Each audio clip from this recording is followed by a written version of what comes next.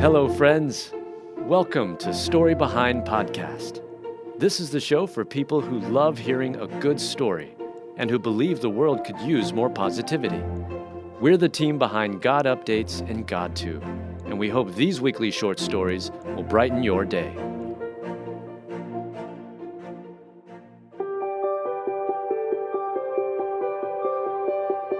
Married couple died 4 minutes apart holding hands, and son pens emotional tribute.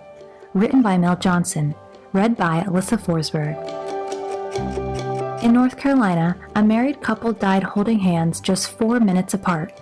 Now, their son opens up about losing both parents to COVID-19 and urges others to take coronavirus seriously.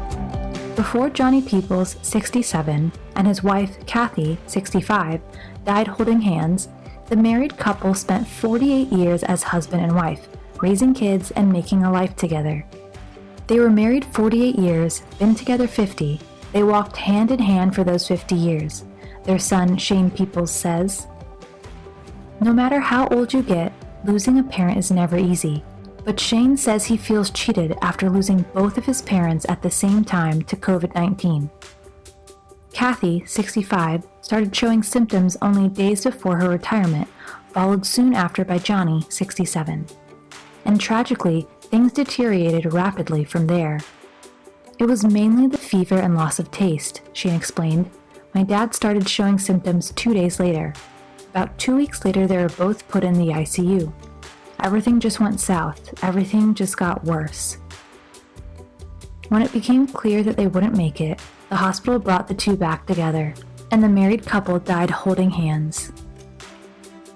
The next day, they put them in the same ICU room. They put their hands together. The nurses gathered around and they passed within 4 minutes of each other, Shane said. "I'm sure there's at least some comfort in knowing Johnny and Kathy Peoples got to spend their last moments together. But their grieving son can't help but feel cheated. And he's sharing his parents' story in hopes it will encourage others to take things like wearing a mask, washing hands, and social distancing seriously. It's not a joke. It's not a hoax," Shane Peoples said. "I just don't want anyone else to get hurt. I don't want anyone to feel the grief that we're feeling." Shane knows his parents wouldn't want him to hold on to the pain and anger he's feeling, and so he wrote an emotional tribute honoring the couple who he says was a blessing to every person who met them. Shane also hopes his story will remind people to make the most of the time the Lord gives them, because we never know when our last day will be. "Hold your family close," he said. "Treat every moment with them like it's your last, and it could very well be. Love and keep on loving." While losing both his mom and his dad is unbelievably hard for Shane Peoples, he takes comfort in knowing they are together now with the Lord. They died together holding hands, and they're walking together in heaven holding hands, he says.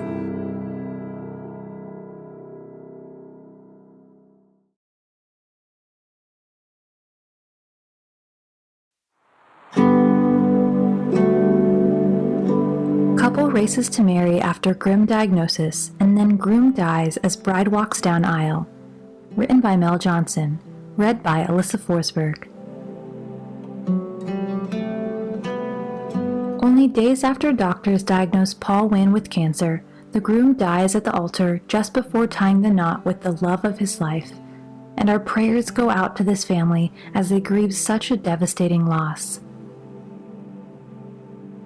In the hustle and bustle of everyday life, it can be easy to forget that tomorrow isn't guaranteed. Things can change in an instant. And it's stories like Paul Wynn's that help to remind us to make the most of every day. Paul Wynn of Scotland, a father of 11, was a family man. His partner of 21 years, Allison, said she and the kids were always his first priority. "We were his life," she explained. "He would do anything for his kids. He would move heaven and earth for his kids, and everyone loved him." Paul and Allison met in 1999 and enjoyed 21 years together as a couple before deciding to tie the knot. But a few months before their big day, doctors diagnosed 57-year-old Paul with a terminal case of pancreatic cancer. The illness had spread to Paul's lungs and liver, so the couple raced to have their wedding sooner. Tragically, though, the groom dies before getting the chance to say "I do." If I had known we didn't have long, I would have tried to arrange the wedding for the beginning of the week. He never actually got any treatment, Paul's devastated bride-to-be recalled. After doctors handed Paul Wynn his grim diagnosis, he and Allison raced to move up their wedding. And though they knew Paul had little time left, no one realized quite how little. The small wedding with about 20 guests kicked off as planned, and Paul was seated in a chair at the altar, waiting for his bride's entrance when things went horribly wrong. Allison gathered her flowers and started making her way down the aisle, escorted by the couple's oldest child, 20-year-old Sandy. And as they walked, Allison became nervous as she noticed Paul slouching in his chair. In a tragic turn of events, the groom dies at the altar before his bride made it to his side. The day meant to celebrate the union of Paul and Allison Wynn became the day the family said goodbye to Paul. By the time I got to him, I called his name a couple of times, Allison recalled. He didn't turn around, he didn't look at me, and I realized there was something wrong, and I started breaking down and I started shouting his name, and we knew something wasn't right. Guests tried giving Paul CPR, but it was too late. The day of celebration became one of deep mourning. In the wake of this horrible tragedy, the community came together in an effort to help support the grieving family Paul Wynn left behind. Friends set up a fundraising page to help plan for Paul's funeral, and donations poured in, quickly exceeding the financial goal. Along with the donations came words of condolences and encouragement. And while nothing can take away the pain the family is experiencing, at least they know they are not alone.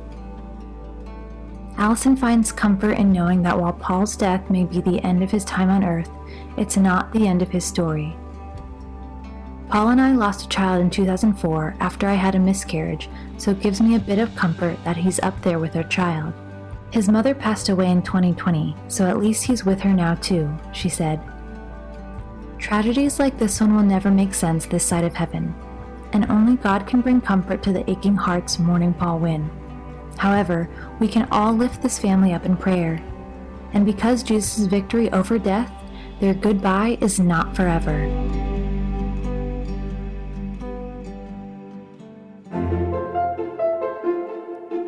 Thank you so much for listening to Story Behind Podcast.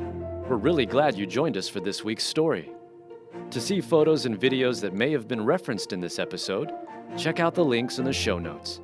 And if you enjoyed what you heard today, subscribe to our podcast, and please tell a friend about us. We'd also love it if you'd rate us and leave us a review. It really does help more people find us. Story Behind is a Salem Web Network production.